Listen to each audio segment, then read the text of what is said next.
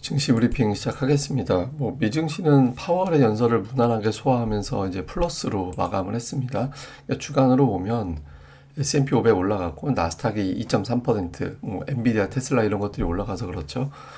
달러 인덱스는 주중에 이제 플러스란 대신 5주가 연속 달러가 올라가고 있는 건 좀 부담이 되고요. 국채 금리는 10년물 이제 주간 기준으로는 조금 빠졌습니다.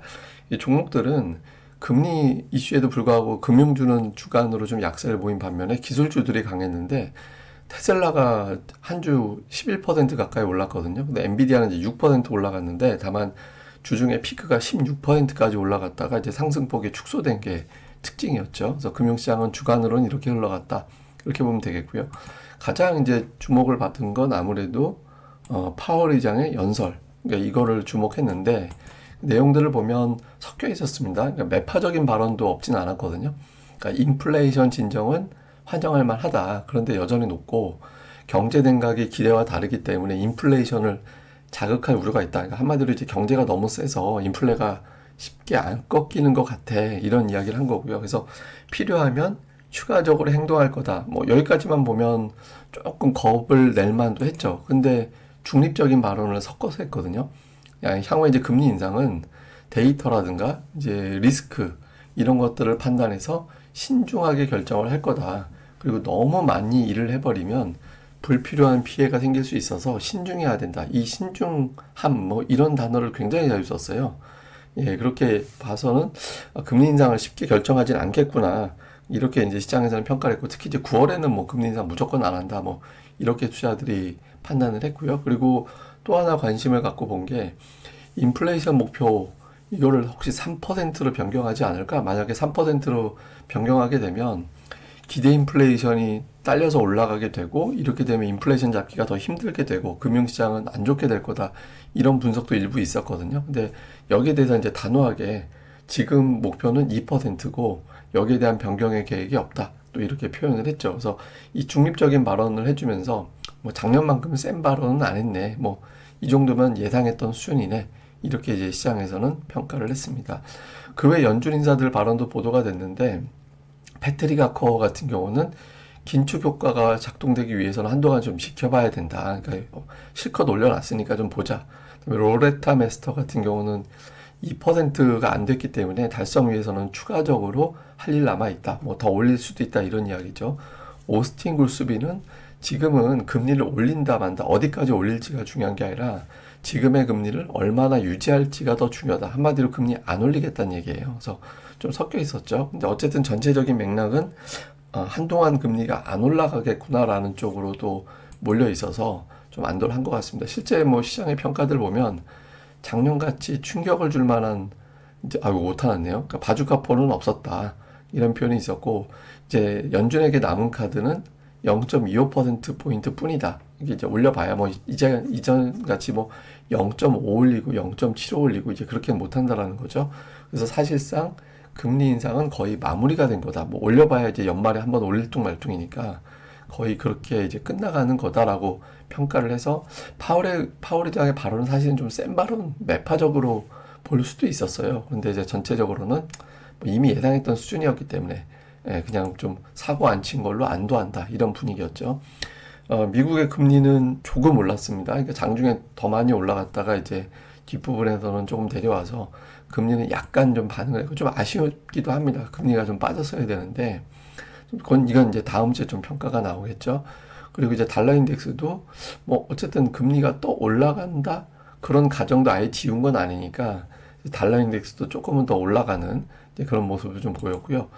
금리 확률 같은 경우는 9월은 어쨌든 거의 80% 확률로 동결로 보는데 11월 연말 금리 확률은 살짝 올라갔어요. 올라가서 굳이 따져보자면 11월에 금리를 올릴지도 몰라. 그러니까 이렇게 전망이 올라갔거든요. 근데 이게 약간 좀 달라진 게 그래놓고 내년도 1월부터 금리가 또 내려갈 거야. 이렇게 또 수정이 돼 있거든요. 근데 그게 이제 올릴 거야, 동결할 거야, 이게 내릴 거야가 40대 40% 확률 거의 좀 비슷한 수준이라 이거는 지금은 투자자들이 아직은 판단하기 좀 애매하다. 다음 주 봐야겠다. 이렇게 미룬 것 같거든요. 그래서 전체적으로는 금리라든가 이런 것들의 반응은 다음 주를 좀 지켜봐야 될 것 같다. 근데 이제 다만 제 개인적인 판단은 제가 4.4% 이번 10년물 금리 고점론 말씀드렸잖아요. 그래서 그 고점론을 훼손할 정도의 사안은 아니었던 것 같고, 다음에 금리를 공격적으로 올리기 위한 어떤 데이터를 제공할까? 여기에 대해서는 좀 의구심이 있거든요. 그래서 금리를 그냥 말로는 올릴까 말까 이렇게 얘기는 하지만 실제로 올리기는 좀 쉽지는 않을 것 같다. 저 개인적으로는 좀 그렇게 판단을 합니다. 뭐 종목으로 보면 테슬라가 올라가는데 잘 보면 최근에 4일 동안 화수목금 캔들이 거의 고점과 저점이 비슷한 자리에서 왔다 갔다 하는 게 특징이었죠. 오늘 플러스 난 거는 그 웨트부시에서 테슬라는 단순한 전기차 업체가 아니다. 이 자율주행이라든가 AI라든가 에너지 부분이라든가 이런 걸 하나하나 띄어서 개별적인 사업체로 보면은 굉장히 좋은 기업이다. 이렇게 이제 평가를 내리면서 주가가 이제 올라갔고요. 그 엔비디아는 빠졌죠. 엔비디아는 500달러 돌파하면서 이제 이틀 고점 대비 따져놓고 보면은 뭐 상당히 10% 정도 빠진 거잖아요. 근데 엔비디아는 제가 이제 그때 지난 주 중에 말씀을 드린 게 옵션 거래가 되게 많이 늘었다. 그래서 아마 저 옵션을 청산하는 또 이제 일부는 또 포지션을 뒤집는 그러니까 이런 어떤 움직임이 나오면서 변동성이 좀 커진 것 같습니다. 아마 뭐 이게 고점을 찍었다라고 보기는 어렵고 다음 주 되면 아마 새로운 추세 이런 이제 옵션이 한번 털어지고 나서 새로운 어떤 추세가 다음 주에 잡히지 않을까 싶거든요. 뭐 일부는 뭐 예전에 코로나 때 차트하고 비교해가지고 이제 하락하는 사이클이다 이런 주장도 있는데 이거는 좀 뭐 모르는 거고 다음 주에 좀 추이를 다 정돈된 흐름을 좀 봐야 될 것 같습니다. 우리나라 관련된 데이터들은 MSCI 한국 지수는 플러스 0.8이 나왔는데 이게 적게 올라간 게 아닌 게 그 MSCI 지수는 우리나라 전일 마감 반, 미증시 상황 반영한 거 반 이렇게 움직이거든요. 그러니까 어제 우리 증시 빠졌잖아요.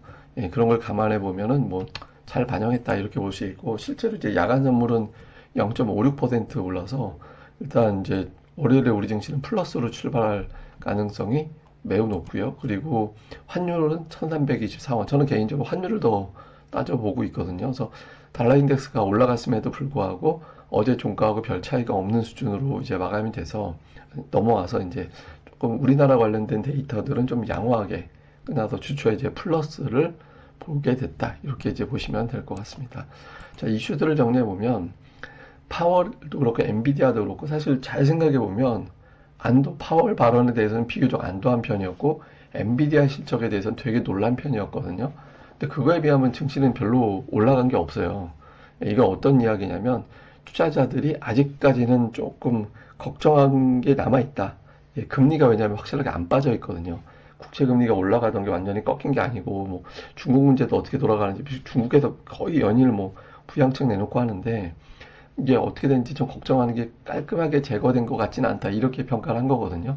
근데 일단 파월 연설을 충분히 분석을 하고 넘어오게 되는 게 이제 또 주초가 되는 거기 때문에 그러니까 주초에 아마 이제 제대로 반영이 시작이 될 겁니다. 그래서 이제 아마 다음 주에는 한쪽, 그러니까 뭐 어중간하게 움직이지 않고 이제 방향을 잡을 가능성이 있거든요. 한번 주목을 해봐야 될 거고.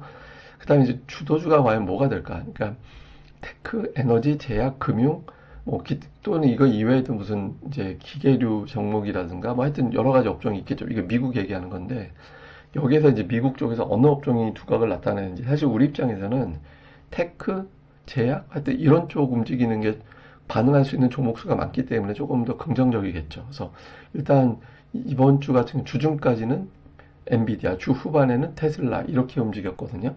근데 나머지 뭐 애플이나 마이크로소프트 뭐 이런 것들은 좀 어정쩡했는데 다음 주 어떤 변화가 생기는지.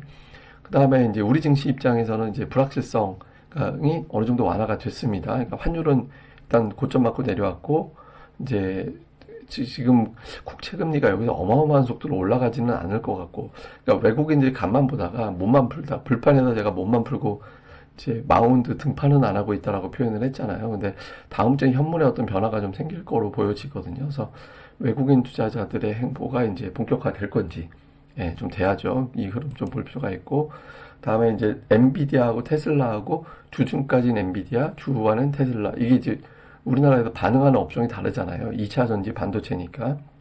여기서 이제 주초에 어느 업종이 움직일 거냐. 이게 이제 큰 줄기로 보면 좁게 봐서 테슬라만 보면서 반응할 수도 있는 거고, 이건 이제 왜 중요하냐면 테슬라의 반응에서 2차 전지만 올라가면 지수는 그렇게 의미 있는 상승이라고 보기는 어려울 거예요. 그냥 2차 전지가 올라가는 거니까. 근데 그게 아니라 삼성전자가 지수를 달고 올라가는 이런 그림이 만들어지게 되면 시장 자체가 바뀌었다.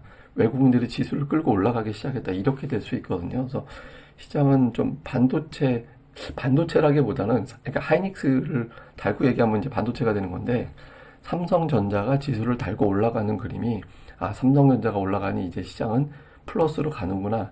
그래서 순환매가 돌아도 또는 추세를 잡을 수 있는 여러 가지 업종이 등장하겠구나. 이런 분위기가 나올 수 있거든요. 그래서 외국인, 다음에 삼성전자 이 구도가 이제 나오는지 좀 주목을 해봐야 될 것 같습니다. 근데 제가 좀 이렇게까지 해놨으면 조금 수급이 풀릴 것도 같거든요. 그래서 이제 다음 주에는 조금 흐름이 나오지 않을까. 실제로 제가 어제 보여드린 건데, 그 파월 잭슨홀 연설 이후에 이제 당일, 그 다음에 다음 주 이제 우리나라 이렇게 이제 구분해서 말씀드렸잖아요. 그러니까 파월 연설 당일 플러스가 났을 때 우리 증시는 전부 다 그 다음 주에 플러스가 나긴 했거든요. 그래서 이제 일단, 그리고 제가 그 말씀 드렸잖아요. 그 우리나라가 6주 연속 하락하는 게 2001년 이후에 3번밖에 없었다고. 그래서 이제 웬만하면 플러스가 날 확률이 상대적으로 높다, 통계상으로는. 근데 이번 주에 실제로 주간으로는 플러스가 났잖아요. 그러니까 통계적으로 보면은 다음 주에도 플러스가 날 가능성이 조금은 이제 높아 보이거든요. 근데 이제 투자들은 고민을 할 거예요. 그러니까 이제 왜냐면 데이터가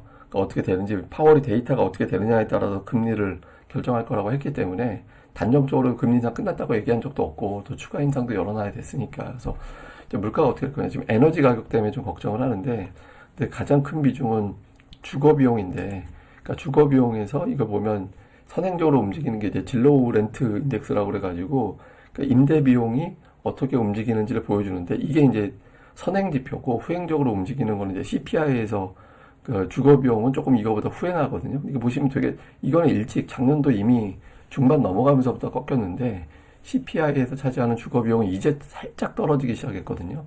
그래서 이제 이론적으로 보면은 하반기로 갈수록 주거 비용은 더 낮아질 확률이 높긴 합니다. 그래서 금리는 저는 그래서 동결 쪽 더 안 올린다라는 쪽으로 두고 있는데, 이제 실제로 근데 이거를 누를 정도로 예를 들어서 뭐 다른 물가가 올라가 버리면 또 아무것도 아닌 게 되잖아요. 그래서 물가 추이 돌아오는 주에는 좀 잘 봐야 될 것 같습니다. 요건 제가 또 주중에 내용들 요거랑 조금 더 안 좋은 데이터들도 같이 좀 소개를 해드릴 테니까 한번 계속 보시면 될 것 같습니다. 예, 그럼 또 이제 주말 잘 보내시고요. 저는 또 다음 방송에서 또 뵙도록 하겠습니다. 그리고 이 계속 저 혼자 뭐 PPT 띄워서 이것만 돌리는 방송만 계속 하지는 않을 것 같고, 좀 대화라든가 이런 것들도 좀 준비를 하고 있으니까 뭐 준비되면 또 설명드리겠습니다. 예, 구독하기, 좋아요 많이 부탁드립니다. 꼭 좀 눌러주시면 이 방송 유튜브에 많이 노출됩니다. 꼭 좀 부탁드리겠습니다. 감사합니다.